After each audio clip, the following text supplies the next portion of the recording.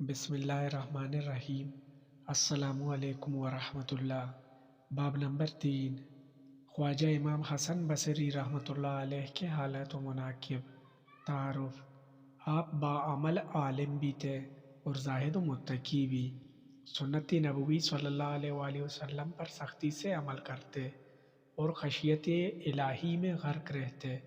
آپ کی والدہ ام المومنین حضرت ام سلمہ کی کنیز تھی، اور جب بچپن میں آپ کی والدہ کسی کام میں مصروف ہوتی اور آپ رونے لگتے تو ام المومنین رضی اللہ تعالی عنہا آپ کو گود میں اٹھا کر اپنے پستان مبارک آپ کے منہ میں دے دیتی، اور وفوری شوق میں آپ کے پستان سے دودھ بھی نکلنے لگتا۔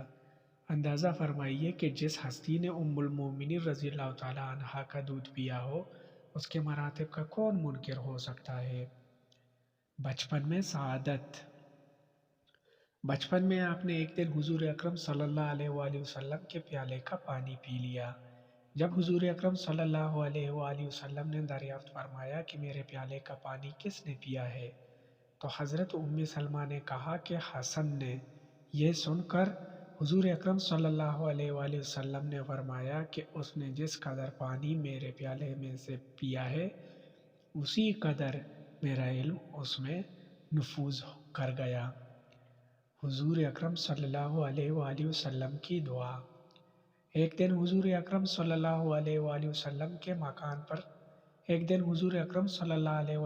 سلمہ رضی اللہ تعالیٰ عنہ کے مکان پر تشریف لائے تو انہوں نے حسن بصری رحمۃ اللہ علیہ کو آپ کی آغوش مبارک میں ڈال دیا۔ اس وقت حضور اکرم صلی اللہ علیہ وآلہ وسلم نے آپ کے لیے بھلائی کی دعا فرمائی، اور اس دعا کی برکت سے آپ کو بے پناہ مراتب حاصل ہوئے۔ وجہ تسمیہ: ولادت کے بعد جب آپ کو حضرت عمر رضی اللہ تعالیٰ عنہ کی خدمت میں پیش کیا گیا تو آپ نے فرمایا کہ اس کا نام حسن رحمۃ اللہ رکھو، کیونکہ یہ بہت ہی خوبرو ہے۔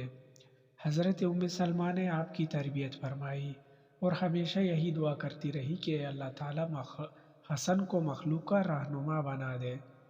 چنانچہ آپ یکتا روزگار بزرگوں میں سے ہوئے اور 120 صحابہ کرام رضوان اللہ تعالیٰ علیہم اجمعین سے شرف نیاز حاصل ہوا۔ ان میں 70 صحابہ بدر بھی شامل ہیں۔ آپ کو حضرت حسن بن علی رضی اللہ تعالیٰ عنہ سے شرف بیعت حاصل تھی اور انہی سے تعلیم بھی پائی، لیکن تحفہ کے مصنف لکھتے ہیں کہ آپ حضرت علی رضی اللہ تعالیٰ عنہ سے بیعت تھے اور انہی کے خلفاء میں سے ہوئے۔ ابتدائی دور میں آپ جواہر کی تجارت کرتے تھے، جس کی وجہ سے آپ کا نام حسن رحمۃ اللہ لؤلؤی پڑ گیا۔ ایک مرتبہ تجارت کی نیت سے روم گئے۔ جب وہاں کے وزیر کے پاس بغرض ملاقات پہنچے تو وہ کہیں جانے کی تیاری کر رہا تھا۔ اس نے پوچھا کہ کیا آپ بھی میرے ساتھ چلیں گے؟ فرمایا ہاں۔ چنانچہ دونوں گھوڑے پر سوار ہو کر جنگل میں جا پہنچے۔ وہاں آپ نے دیکھا کہ دیبائے رومی کا ایک بہت ہی مقلب خیمہ نصب ہے اور اس کے چاروں طرف مسلح فوجی طواف کر کے واپس جا رہے ہیں۔ پھر علماء اور باحشمت افراد وہاں پہنچے اور خیمہ کے قریب کچھ کہہ کر رخصت ہو گئے۔ پھر حکماء و امیر و منشی وغیرہ پہنچے اور کچھ کہہ کر چل دیے۔ پھر نہایت خوبرو کنیزیں زر و جواہر کے تھال سر پر رکھے ہوئے آئیں اور وہ بھی اسی طرح کچھ کہہ کر چلی گئیں۔ پھر بادشاہ اور وزیر بھی کچھ کہہ کر واپس ہو گئے۔ آپ نے حیرت زدہ ہو کر جب وزیر سے واقعہ معلوم کیا تو اس نے بتایا کہ بادشاہ کا ایک خوبصورت بہادر جوان بیٹا مر گیا تھا اور وہی اس خیمہ میں مدفون ہے۔ چنانچہ آج کی طرح ہر سال یہاں تمام لوگ آتے ہیں۔ سب سے پہلے فوج آ کر کہتی ہے کہ اگر جنگ کے ذریعے تیری موت ٹل سکتی تو ہم جنگ کر کے تجھے بچا لیتے، مگر اللہ تعالیٰ سے جنگ کرنا ممکن نہیں۔ اس کے بعد حکماء آ کر کہتے ہیں کہ اگر عقل و حکمت سے موت کو روکا جا سکتا تو ہم یقیناً روک دیتے۔ پھر علماء و مشائخ آ کر کہتے ہیں کہ اگر دعاؤں سے موت کو دفع کیا جا سکتا تو ہم دفع کر دیتے۔ پھر حسین کنیزیں آ کر کہتی ہیں کہ اگر حسن و جمال سے موت کو ٹالا جا سکتا تو ہم ٹال دیتے ہیں۔ پھر بادشاہ و وزیر ساتھ آ کر کہتا ہے کہ اے میرے بیٹے، ہم نے حکمہ و اطباء کے ذریعے بہت کوشش کی، لیکن تقدیر الہی کو کون مٹا سکتا ہے، اور اب آئندہ سال تک تجھ پر ہمارا سلام ہو، یہ کہہ کر واپس ہو جاتے ہیں۔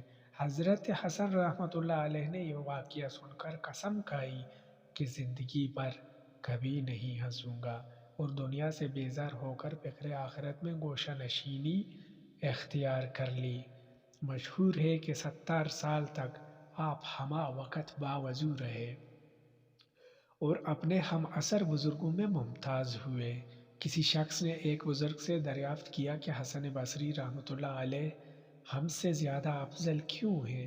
انہوں نے جواب دیا کہ حسن رحمۃ اللہ علیہ کے علم کی ہر فرد کو ضرورت ہے، اور اس کو سوائے اللہ تعالیٰ کے کسی کی حاجت نہیں، اسی لیے وہ ہم سب کے سردار ہیں۔ حضرت رابعہ بصریہ کا مقام۔ ہفتہ میں ایک مرتبہ آپ واز کیا کرتے تھے، مگر جب تک حضرت رابعہ بصریہ رحمۃ اللہ علیہ شریک نہیں ہوتی تو واز نہیں کہتے۔ لوگوں نے عرض کیا کہ آپ کے واز میں تو بڑے بڑے بزرگ حاضر ہوتے ہیں، پھر آپ صرف ایک بوڑھی عورت کے نہ ہونے سے واز کیوں ترک کر دیتے ہیں؟ فرمایا کہ ہاتھی کے برتن کا شربت چیونٹیوں کے برتن میں کیسے سما سکتے ہیں؟ اور جب آپ کو دوران واز جوش آ جاتا تو رابعہ بصریہ رحمۃ اللہ علیہ سے فرماتے کہ یہ تمہارے ہی جوش و گرمی کا اثر ہے۔ سبق آموز جوابات۔ ایک مرتبہ لوگوں نے سوال کیا کہ آپ اپنے واز میں کثیر لوگوں کے اجتماع سے خوش ہوتے ہیں؟ فرمایا کہ میں تو اس وقت مسرور ہوتا ہوں جب کوئی عشق الہی میں دل جلا آ جاتا ہے۔ کسی نے سوال کیا کہ اسلام کیا ہے اور مسلمان کس کو کہتے ہیں؟ فرمایا کہ اسلام کتاب میں ہے اور مسلمان قبر میں۔ جب آپ سے دین کی اساس کے متعلق سوال کیا گیا تو فرمایا کہ تقوی دین کی اساس ہے اور لالچ تقوی کو ضائع کر دیتا ہے۔ پوچھا کہ جنت عدن کا کیا مفہوم ہے اور اس میں کون داخل ہوگا؟ فرمایا کہ اس میں سونے کے محلات ہیں اور سوائے نبی کریم صلی اللہ علیہ وآلہ وسلم، صدیقین و شہداء، عادل بادشاہ و دیگر انبیاء کرام کے کوئی داخل نہیں ہو سکتا۔ سوال کیا گیا کیا روحانی طبیب کسی دوسرے کا علاج کر سکتا ہے؟ فرمایا اس وقت تک نہیں جب تک خود اپنا علاج نہ کرے، کیونکہ جو خود ہی گم کردہ راہ ہو وہ دوسرے کی راہبری کیسے کر سکتا ہے؟ فرمایا میرا باز سنتے رہو، تمہیں فائدہ پہنچے گا، لیکن میری بے عملی تمہارے لیے ضرر رساں نہیں۔ لوگوں نے عرض کیا کہ ہمارے قلوب تو سوئے ہوئے ہیں، ان پر آپ کا واز کیا اثر انداز ہوگا؟ فرمایا کہ خوابیدہ قلوب کو تو بیدار کیا جا سکتا ہے، البتہ مردہ دلوں کی بیداری ممکن نہیں۔ لوگوں نے عرض کیا کہ بعض جماعتوں کے اقوال ہمارے قلوب میں خوف و خشیت پیدا کر دیتے ہیں۔ فرمایا کہ تم دنیا میں ڈرانے والوں ہی کی محبت اختیار کرو تاکہ روز حشر رحمت خداوندی تم سے قریب تر ہو۔ لوگوں نے عرض کیا کہ بعض حضرات آپ کا واز محض اس لیے یاد کرتے ہیں تاکہ نکتہ چینی کر سکیں۔ فرمایا کہ میں صرف قرب الہی اور جنت کا متمنی رہتا ہوں، کیونکہ نکتہ چینیوں سے تو اللہ تعالیٰ کی ذات بھی مبرہ نہیں، اس لیے میں لوگوں سے ہرگز یہ توقع نہیں رکھتا کہ وہ مجھے برا بھلا نہیں کہیں گے۔ عرض کیا گیا کہ بعض افراد کا یہ خیال ہے کہ دوسروں کو نصیحت اسی وقت کرنی چاہیے جب وہ خود تمام برائیوں سے پاک ہو جائے۔ فرمایا ابلیس تو یہی چاہتا ہے کہ اوامر نواہی کا سدباب ہو جائے۔ لوگوں نے پوچھا کہ کیا مسلمان کو بغض و حسد کرنا چاہیے؟ کیا مسلمان کو بغض و حسد کرنا جائز ہے؟ فرمایا کہ برادران یوسف کا واقعہ کیا تمہارے علم میں نہیں کہ بغض و حسد کی وجہ سے ہی انہیں کیا کیا ضرر پہنچا؟ البتہ اگر حسد میں रंज و غم کا پہلو ہو تو کوئی حرج نہیں۔ ریاکاری باعث ہلاکت ہے۔ آپ کے ایک ارادت مند کی یہ کیفیت تھی کہ آیات قرآنی سن کر بے ہوش ہو جاتا تھا۔ آپ نے فرمایا کہ اپنے فعل میں اس امر کو ملحوظ رکھا کرو کہ آواز نہ نکلنے پائے، کیونکہ آواز نکلنے سے ریاکاری محسوس ہونے لگتی ہے جو انسان کے لیے باعث ہلاکت ہے، اور اگر کسی پر حال طاری نہ ہو بلکہ وہ قصداً طاری کر لے، وہ کوئی نصیحت بھی اس پر کارگر نہ ہو تو وہ گناہ گار ہے، اور جو شخص قصداً روتا ہے اس کا رونا شیطان کا رونا ہے۔ بے باک مرد خدا۔ ایک مرتبہ دوران واز حجاج بن یوسف برہنہ شمشیر اپنی فوج کے ہمراہ وہاں پہنچا۔ اسی محفل میں ایک بزرگ نے اپنے دل میں یہ خیال کیا کہ آج حسن بصری رحمۃ اللہ کا امتحان ہے کہ وہ تعظیم کے لیے کھڑے ہوتے ہیں یا واز میں مشغول رہتے ہیں۔ چنانچہ آپ نے حجاج کی آمد پر کوئی توجہ نہیں کی اور اپنے واز میں مشغول رہے۔ چنانچہ اس بزرگ نے یہ تسلیم کر لیا کہ واقعی آپ اپنی خصلتوں کے اعتبار سے اسم بااسمی ہیں، کیونکہ احکام خداوندی بیان کرتے وقت آپ کسی کی پرواہ نہیں کرتے تھے۔ اختتام واز کے بعد حجاج نے دست بوسی کرتے ہوئے لوگوں سے کہا کہ اگر تم مرد خدا سے ملنا چاہتے ہو تو حسن رحمۃ اللہ کو دیکھ لو۔ پھر بعض لوگوں نے انتقال کے بعد حجاج کو خواب میں دیکھا، میدان حشر میں کسی کا متلاشی ہے، اور اس سے پوچھا گیا کہ کس کی جستجو میں ہو، تو کہنے لگا کہ میں اس جلوہ خداوندی کا متلاشی ہوں جس کو موحدین تلاش کیا کرتے تھے۔ لوگ کہتے ہیں کہ وقت مرگ حجاج کی زبان پر یہ کلمات تھے کہ اللہ تعالیٰ تو غفار ہے اور تجھ سے برتر دوسرا کوئی نہیں، لہٰذا اپنی غفاری ایک کم حوصلہ مشتاق پر بھی ظاہر کر کے اپنے فعل سے میری مغفرت فرما دے، کیونکہ پورا عالم یہی کہتا ہے کہ اس کی بخشش ہرگز نہیں ہو سکتی اور یہ عذاب میں گرفتار رہے گا، لیکن اگر تو نے مجھے بخش دیا تو سب کو معلوم ہو جائے گا کہ یقیناً تیری شان ہے۔ جب حسن بصری رحمۃ اللہ علیہ نے یہ واقعہ سنا تو فرمایا کہ یہ بد کردار حصول آخرت بھی اپنی سے کرنا چاہتا ہے۔ مبلغ کی عظمت۔ حضرت علی رضی اللہ تعالیٰ عنہ جب وارد بصرہ ہوئے تو تمام واعظین کو وعظگوئی سے منع کرتے ہوئے فرمایا کہ تمام ممبروں کو توڑ کر پھینک دو۔ لیکن جب حضرت امام بصری رحمۃ اللہ کی مجلس میں پہنچے تو ان سے پوچھا کہ تم عالم ہو یا طالب علم؟ آپ نے جواب دیا کہ میں تو کچھ بھی نہیں ہوں، البتہ جو کچھ احادیث نبوی سے سنا ہے وہ لوگوں تک پہنچا دیتا ہوں۔ یہ سن کر حضرت علی نے فرمایا کہ آپ کو وعظگوئی کی اجازت ہے، اور جب حضرت حسن بصری رحمۃ اللہ علیہ کو یہ علم ہوا کہ وہ حضرت علی تھے تو ان کی جستجو میں نکل کھڑے ہوئے، اور ایک جگہ جب ان سے ملاقات ہو گئی تو عرض کیا مجھے وضو کا طریقہ سکھا دیجیے۔ چنانچہ ایک طشت میں پانی منگوا کر حضرت علی رضی اللہ تعالیٰ عنہ نے آپ کو وضو کا طریقہ سکھایا، اور اسی وجہ سے اس مقام کا نام بالطشت پڑ گیا۔ منقول ہے کہ کسی شخص سے جب آپ نے گریہ وزاری کا ثواب دریافت کیا تو اس نے عرض کیا کہ میں نے محمد بن کعب رضی اللہ تعالیٰ عنہ سے سنا ہے کہ روز محشر ایک صاحب ایمان اپنی معصیت کاری کی وجہ سے برسوں جہنم میں پڑا رہے گا۔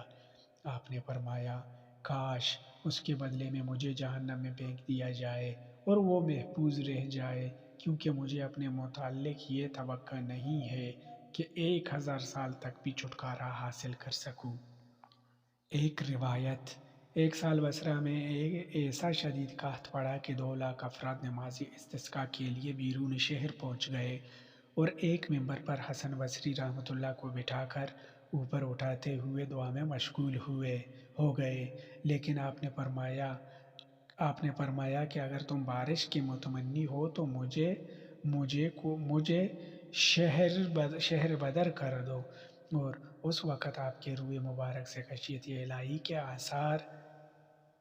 آثار حویدہ تھے، کیونکہ آپ ہمیشہ مصروف گریہ رہتے اور کسی نے کبھی ہونٹوں پر مسکراہٹ نہیں دیکھی۔ خوف آخرت۔ ایک مرتبہ پوری رات مصروف گریا رہے، اور جب لوگوں نے پوچھا آپ کا شمار تو صاحب تقوی لوگوں میں ہوتا ہے، پھر اس قدر گریہ و زاری کیوں کرتے ہیں؟ فرمایا کہ میں تو اس دن کے لیے روتا ہوں جس دن مجھ سے کوئی ایسی خطا ہو گئی ہو کہ اللہ تعالیٰ باز پرس کر کے یہ فرما دے کہ اے حسن، ہماری بارگاہ میں تمہاری کوئی وقعت نہیں اور ہم تمہاری پوری عبادت کو رد کرتے ہیں۔ ایک مرتبہ آپ عبادت خانہ کی چھت پر اس طرح گریہ کنان تھے کہ سیلاب اشک سے پرنالہ بہہ پڑا، اور نیچے گزرتے ہوئے ایک شخص پر کچھ قطرے ٹپک پڑے۔ چنانچہ اس نے آواز دے کر پوچھا، کیا یہ پانی پاک ہے یا ناپاک؟ آپ نے جواب دیا، برادرم، کپڑے کو پاک کر لینا، کیونکہ یہ ایک معصیت کار کے آنسو ہیں۔ دنیا کا انجام۔ آپ کسی مردے کی تدفین کے لیے قبرستان تشریف لے گئے، اور فراغتی تدفین کے بعد قبر کے سرانے کھڑے ہو کر اس قدر روئے کہ قبر کی خاک تک نم ہو گئی۔ پھر فرمایا کہ جب آخری منزل ہی آخرت ہے تو اسی دنیا کی متمنی کیوں ہو جس کا انجام قبر ہے، اور اس عالم سے خوفزدہ کیوں نہیں جس کی ابتدائی منزل بھی قبر ہی ہے؟ گویا تمہاری پہلی اور آخری منزل قبر ہی ہے۔ آپ کی نصیحت سے لوگ اس درجہ متاثر ہوئے کہ شدت گریہ سے بے حال ہو گئے۔ زیارت قبور میں عبرت ہے۔ ایک مرتبہ لوگوں کے ہمراہ قبرستان پہنچ کر فرمایا کہ ایسے ایسے افراد مدفون ہیں جن کا سر 8 جنتوں کے مساوی نعمتیں پانے پر بھی نہ جھک سکا، اور ان کے قلوب میں ان نعمتوں کا کبھی تصور تک بھی نہ آیا، لیکن مٹی میں اتنی آرزوئیں لے کر چلے گئے کہ اگر ان میں سے ایک کو بھی تمام آسمانوں کے مقابلے میں رکھا جائے تو وہ خوفزدہ ہو کر پاش پاش ہو جائیں۔ تنبیہ: بچپن میں آپ سے ایک گناہ سرزد ہو گیا تھا جس کی پاداش میں آپ جب بھی کوئی نیا پیراہن تیار کرواتے تو اس کے گریبان پر دو گناہ درج کر دیتے، اور اسی کو دیکھ کر اس درجہ گریہ و زاری کرتے کہ غشی طاری ہو جاتی۔ نصیحت: ایک مرتبہ حضرت عمر بن عبدالعزیز رحمۃ اللہ علیہ نے آپ کو مکتوب ارسال کرتے ہوئے تحریر فرمایا کہ مجھے کوئی ایسی نصیحت کیجیے جو میرے تمام امور میں معاون ہو سکے۔ جواب میں آپ نے لکھا کہ اگر اللہ تعالیٰ تمہارا معاون نہیں ہے تو پھر کسی سے بھی معاونت کی توقع ہرگز نہ رکھو۔ پھر دوسرے مکتوب کے جواب میں تحریر فرمایا کہ اس دن کو بہت ہی نزدیک سمجھتے رہو جس دن دنیا فنا ہو جائے گی اور صرف آخرت باقی رہے گی۔ فلسفہ تنہائی۔ جب بشر حافی رحمۃ اللہ علیہ کو یہ علم ہوا کہ حضرت حسن رحمۃ اللہ علیہ سفر حج کا قصد کر رہے ہیں، تو انہوں نے تحریر کیا کہ میری تمنا ہے کہ آپ کے ہمراہ حج کروں۔ آپ نے جواب دیا کہ میں معافی چاہتا ہوں، کیونکہ میری تمنا یہ ہے کہ صرف اللہ تعالیٰ کی ستاری کے پردے میں زندگی گزاروں، اور اگر ہم دونوں ہمراہ ہوں گے تو ایک دوسرے کے عیوب یقیناً سامنے آئیں گے، اور ہم میں سے ہر ایک دوسرے کو معیوب تصور کرنے لگے گا۔ آپ نے سعید بن جبیر رحمۃ اللہ علیہ کو 3 نصیحتیں کی۔ اول، صحبت سلطان سے اجتناب کرو۔ دوم، کسی عورت کے ساتھ تنہا نہ رہو، خواہ وہ رابعہ بصریہ ہی کیوں نہ ہو۔ سوم، راگ رنگ میں بھی شرکت نہ کرو، کیونکہ یہ چیزیں برائی کی طرف لے جانے کا پیش خیمہ ہیں۔ تباہی مردہ دلی میں ہے۔ مالک بن دینار رحمۃ اللہ علیہ کہتے ہیں کہ جب میں نے آپ سے پوچھا کہ لوگوں کی تباہی کس چیز میں پوشیدہ ہے، فرمایا کہ مردہ دلی میں۔ میں نے پوچھا کہ مردہ دلی کا کیا مفہوم ہے، فرمایا کہ دنیا کی جانب راغب ہونا۔ جنات کو تبلیغ۔ ایک مرتبہ حضرت عبداللہ رحمۃ اللہ علیہ نماز فجر کے لیے حضرت حسن بصری رحمۃ اللہ علیہ کی مسجد میں تشریف لے گئے تو اندر سے دروازہ بند تھا اور آپ مشغول دعا تھے، اور کچھ لوگوں کی آمین کہنے کی صدائیں آ رہی تھیں۔ چنانچہ میں یہ خیال کر کے کہ شاید آپ کے ارادت مند ہوں گے باہر ہی ٹھہر گیا، اور جب صبح کو دروازہ کھلا اور میں نے اندر جا کر دیکھا تو آپ تنہا تھے۔ چنانچہ فراغت نماز کے بعد جب صورتحال دریافت کی تو فرمایا کہ پہلے تو کسی سے نہ بتانے کا وعدہ کرو۔ پھر فرمایا کہ یہاں جنات وغیرہ آتے ہیں اور میں ان کے سامنے واز کہہ کر دعا مانگتا ہوں، جس پر وہ سب آمین آمین کہتے رہتے ہیں۔ کرامت: کچھ بزرگ آپ کے ہمراہ بغرض حج روانہ ہوئے اور ان میں سے بعض لوگوں کو شدت سے پیاس لگی، چنانچہ راستہ میں ایک کنواں پر نظر پڑا، لیکن اس پر رسی اور ڈول کچھ نہ تھا۔ اور جب حضرت حسن رحمۃ اللہ علیہ سے صورتحال بیان کی گئی تو فرمایا کہ جب میں نماز میں مشغول ہو جاؤں تو تم پانی پی لینا۔ چنانچہ جب آپ نماز کے لیے کھڑے ہوئے تو اچانک کنویں میں سے پانی خود بخود ابل پڑا اور سب لوگوں نے اچھی طرح پیاس بجھا لی، لیکن ایک شخص نے احتیاطاً کچھ پانی اپنے کوزے میں رکھ لیا۔ اس حرکت سے کنویں کا جوش ایک دم ختم ہو گیا، اور آپ نے فرمایا کہ تم نے خدا پر اعتماد نہیں کیا، یہ اسی کا نتیجہ ہے۔ پھر آگے روانہ ہوئے تو راستہ میں کچھ کھجوریں اٹھا کر لوگوں کو دی، جن کی گٹھلیاں سونے کی تھیں، اور جن کو فروخت کر کے لوگوں نے سامان خورد و نوش خریدا اور صدقہ بھی کیا۔ یہ باب نمبر 3 کا پارٹ 1 تھا۔ اس کی پارٹ 2 انشاءاللہ بہت جلد آئے گی۔